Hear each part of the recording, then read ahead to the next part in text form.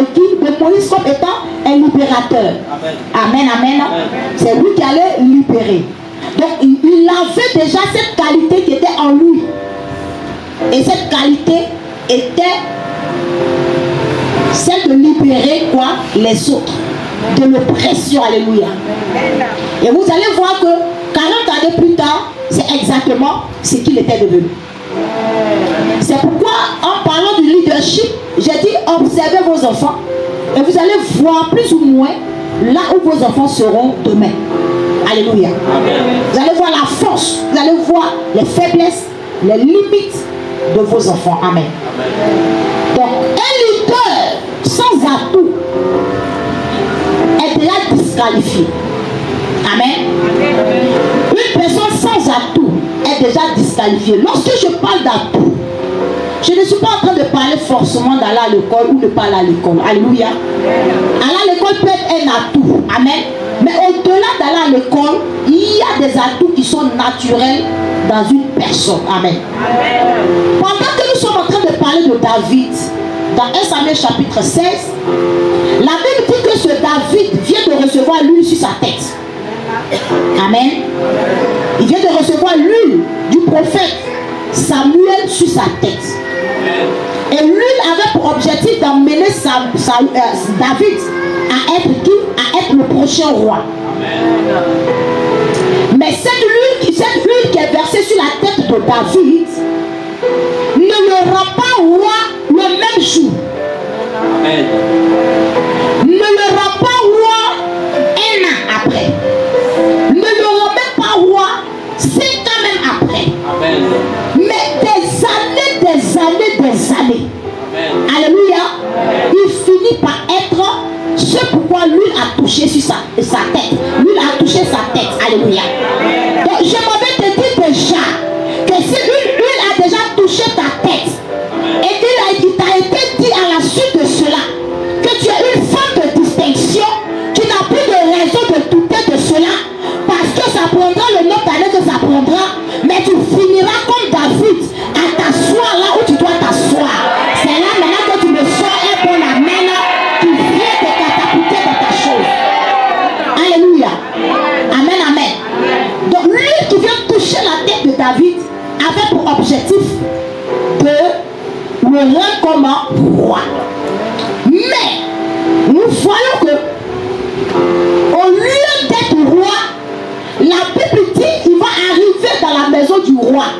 Lui-même étant le roi, le prochain roi, mais il ne rentre pas dans le palais en tant que roi.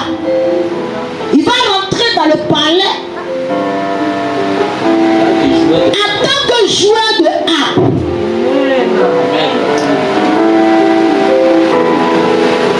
Vous voyez un peu ceux qui jouent la chorale. Il y a que les chansonniers, les gens. David, mais on n'a pas dit la fête d'école de ça. Alléluia. Vous savez, il y a des familles comme ça. Bon, je ne sais même pas. On te dit que Isaïe même, il fait partie, on dirait qu'il était dans l'armée. Amen. Ses enfants aussi étaient dans l'armée. Je ne sais pas à quel moment il a dit qu'il jouait de la harpe. Mais ce que je sais, c'est que la mère de David était une certaine prostituée. Alléluia. Donc je ne sais pas si dans la famille de sa mère, il y avait ce sang de jouet d'harpe. Mais ce qui a permis à David de rentrer au palais premièrement, ce n'était pas la royauté, mais c'était simplement parce qu'il était un jouet d'harpe. Ah, je ne sais pas comment tu comprends la chose. Je ne sais pas comment tu comprends la chose. On peut te minimiser aujourd'hui. On peut ne même pas te calculer aujourd'hui. Mais laisse-moi te faire comprendre une chose. Il y a une qualité que tu possèdes qui est sur le point de te faire rentrer en contact avec les grands. C'est pourquoi chacun doit connaître ses atouts. Il dit, qu'on me trouve quelqu'un qui joue la harpe. La harpe. Mais la Bible précise qu'il joue pied. Yes. Qu'il joue pied. On n'a pas dit qu'il joue passablement.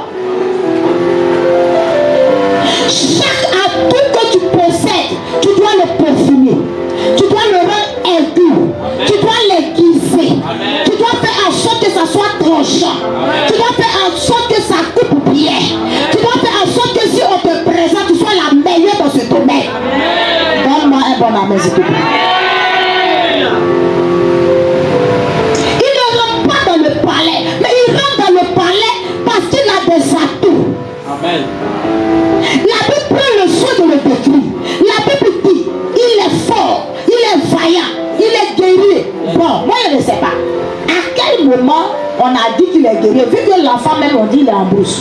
Et celui qui a fait parler de David là, lui il est même au palais. Comment il a fait pour savoir? Mais ils ont déjà compris qu'un enfant qui déjà à son âge est allé les brebis dans le champ, c'est que c'est forcément un homme qui est vaillant. Parce qu'on ne surveille pas les brebis qu'il veut, mais qui a la capacité, qui a la rétention, qui a le cœur, qui supporte, qui est patient, qui est quelqu'un. Ah, je parle à quelqu'un. Quand vous voyez les gens qui suivent les moutons, vous les négligez, ils sont là, vous pensez que c'est tout un travail. Les philosophes disent quoi? L'homme est un animal pensant. Donc l'être humain est un animal. Gérer 2 personnes, gérer 3 personnes, vous allez vous rendre compte, vous allez vous prendre. Si vous n'avez pas l'amour, si la chose n'est pas naturelle en vous, vous allez abandonner. Vous allez abandonner. Alléluia. Donc cet homme, en parlant de David, il dit David là, il est de l'autre côté là-bas, mais il est vaillant, il est un guerrier. Parce qu'ils savent que dans le désert, les animaux qui sont dans le désert, c'est dans le désert tu vas plus trouver le lion. C'est dans le désert tu vas trouver plus le serpent. Les animaux féroces qui sont dans le désert, ils sont vraiment très féroces. Mais un enfant de l'âge de David qui suit les moutons, s'il n'est pas fort, il ne peut pas garantir la vie de ses moutons. Il ne peut pas garantir la vie de ses brebis.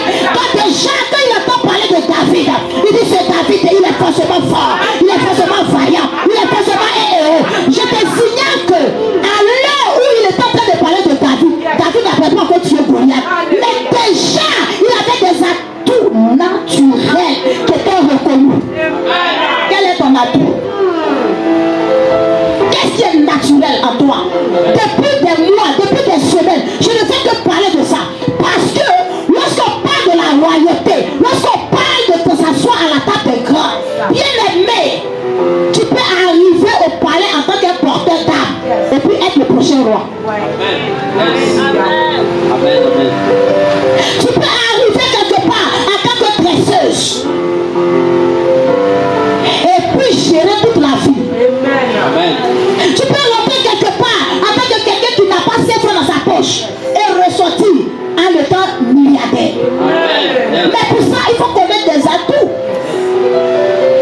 David, il était derrière les brebis. Il avait plusieurs atouts. Il était capable de gérer des animaux. C'est-à-dire, si on le prend aujourd'hui pour qu'il va suivre les brebis quelque part, David, il s'en va. Alléluia. Et vous allez vous rendre compte que même après, quand son papa va l'envoyer vers ceux qui étaient en train de faire la guerre à Goliath, il est parti seul. Alléluia. C'était un enfant qui était habitué à la souffrance. Il était habitué à être seul. Alléluia. Il y avait quelque chose qui s'était développé en lui. Donc il arrive au palais en tant que celui qui est censé jouer la harpe pour que le roi qui est déchu par Dieu, il puisse être soulagé. Maintenant regarde-toi. Depuis qu'on a versé une sur ta tête, on dit tu es serviteur de Dieu, tu es servant de Dieu. Est-ce que tu vois un peu les épaules, comment c'est arrivé? Quand tu pas, tu dis c'est nous on prêche. Tu vas me prendre ton calcul, tu vas me noter ça. Le songe que j'ai fait, si tu n'obéis pas à ça, il va avoir un problème. Le Seigneur m'a dit, regarde comment tu aimes, Dieu m'a dit, non, Dieu m'a montré, Dieu m'a dit, Dieu m'a montré. Alléluia. Parce qu'on a eu, et je ne sais pas si elle dit la malchance ou bien, je ne sais pas le quoi de te dire que tu es pasteur. Alléluia. Mais ce gars-là a reçu quoi sur sa tête? Lui pour être le roi. Mais il se va travailler auprès de l'autre roi en tant que joueur d'arbre. Il joue pour calmer l'esprit qui est dans la vie du monsieur. C'est pourquoi dernièrement je vous ai dit, un véritable leader ne lutte pas poste. Un véritable leader, il ne lutte pas poste avec quelqu'un. Si tout à l'heure on dit tu es pasteur, tu vois, vous voyez les églises se cassent à cause de ça. Récemment on allait quelque part, non? J'étais là. Un homme de Dieu a rendu un témoignage que son église est en train d'être détruite parce qu'il n'est pas là.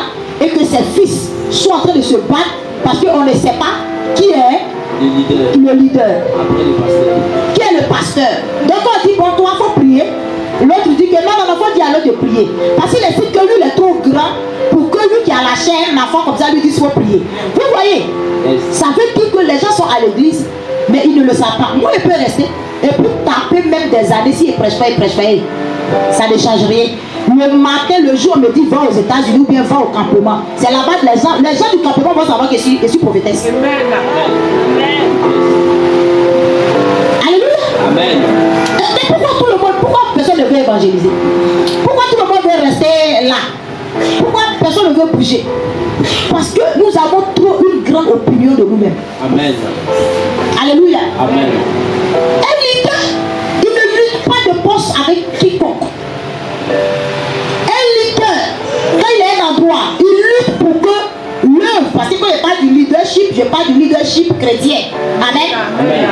Quand tu es dans un endroit, toi qui es le leader, c'est toi qui fais tout pour que la chose fonctionne. Amen. C'est pas toi qui fais tout pour que la chose soit détruite. Amen. Amen. Jésus dit parmi vous, le plus grand là, c'est le serviteur de tous. Yes. Ça veut dire que dans la vie spirituelle, la compréhension de la grandeur, elle est différente de la compréhension de la grandeur du monde. Amen. Spirituellement parlant, celui qui est leader, celui qui doit porter les autres, est celui qui s'efface très généralement. Amen.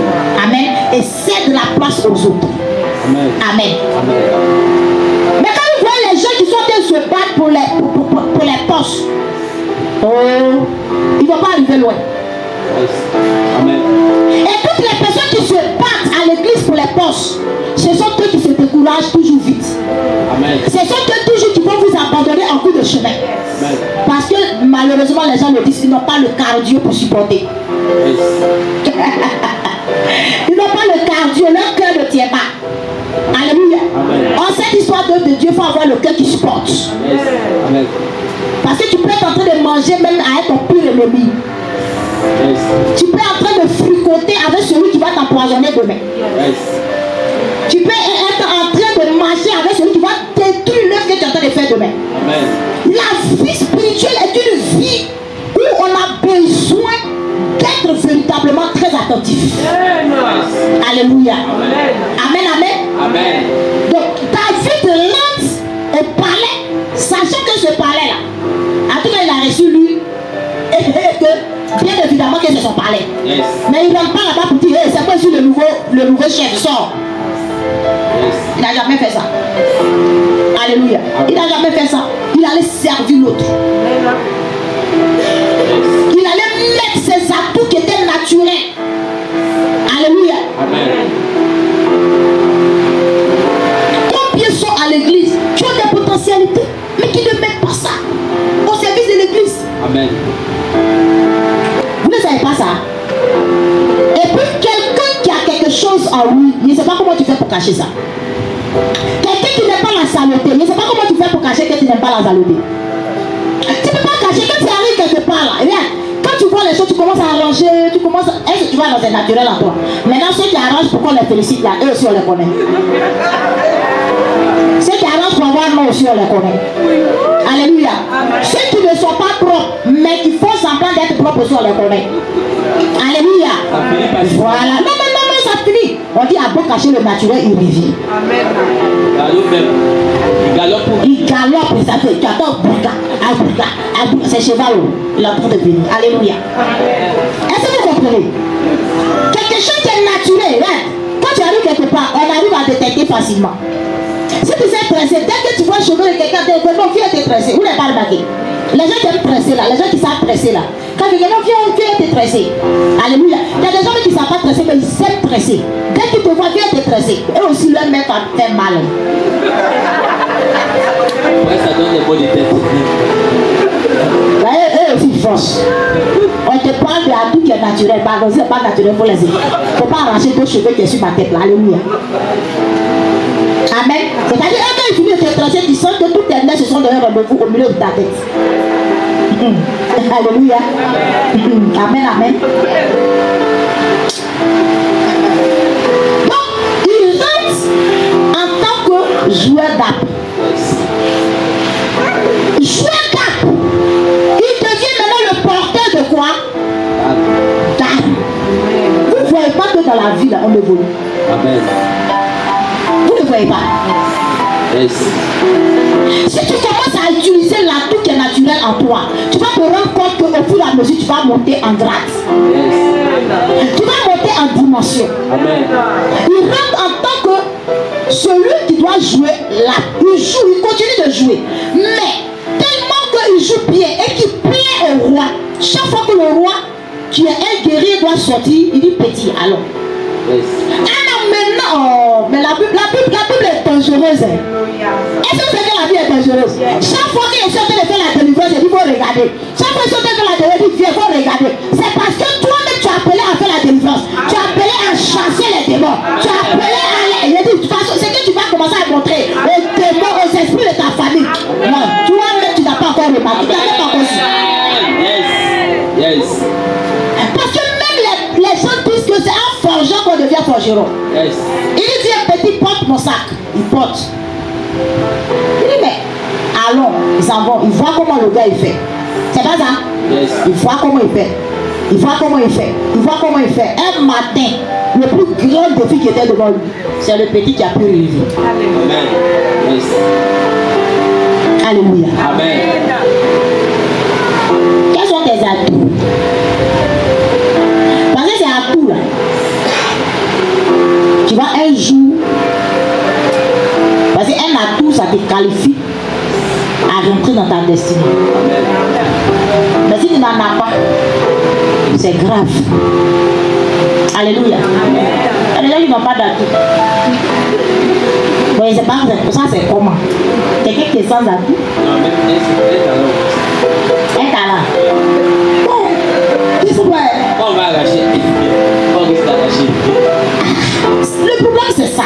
C'est que tant que tu as l'atout et que tu ne travailles pas ça, un matin, tu vois ce que ça va faire. Alléluia. Amen. Amen. Donc un atout aussi peut être une vertu que tu as en toi. Alléluia. Amen. Une vertu. Amen. Surtout, on parle de vertu. Lorsqu'on parle de vertu, on parle de qualité. Mais qualité dans quel sens? Qualité dans ton caractère. Par rapport à ton caractère. Alléluia. Écoute, cette histoire de prophétie, nous tous on a libéré les prophéties sur nos vies. Mais la prophétie, là, ça va être le caractère. Et je vous dis la vérité. Je vous dis la vérité. Depuis que vous me connaissez, je n'ai pas du caractère. Moi, je peux sembler très bête souvent. Il y a des gens souvent qui me regardent, qui veulent que je prenne des décisions. Il y a des gens qui peuvent trouver que non, depuis là, comment ne prend pas. Non, non, non, non. Ça, ce sont mes atouts. Alléluia. Moi, je ne rejette pas vite quelqu'un. Passer la personne, c'est pas grave. Mais tu vas savoir dans ton sang pourquoi j'ai laissé la personne. Je n'ai pas besoin de te dire pourquoi. Mais quand tu as à savoir, tu as à comprendre que c'est pas tout au ramasse. Il y a des choses quand tu passes,